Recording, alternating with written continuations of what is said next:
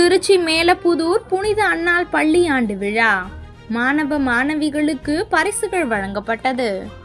திருச்சி மேலப்புதூர் புனித அன்னாள் மழலையர் மற்றும் தொடக்கப்பள்ளியின் 36வது ஆண்டு விழா பள்ளி வளாகத்தில் நடைபெற்றது. புனித சுவக்கின் மாநில தலைமை கஷ்பார் மேரி தலைமை தாங்கி விழாவினை தொடங்கி வைத்தார். தலைமையுரையில் மாணவர்களின் ஒழுக்கம் மற்றும் கல்வி வளர்ச்சியின் முக்கியத்துவம் குறித்து உரையாற்றினார்.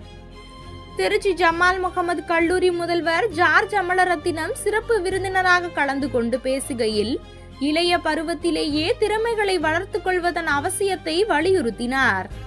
தொடர்ந்து பல்வேறு போட்டிகளில் வெற்றி பெற்ற மாணவ மாணவிகளுக்கு பரிசுகளை வழங்கி பாராட்டினார். பள்ளியின் தாளாளர் சோஃபியா மேபிள் மேரி வரவேற்புரையாற்றினார்.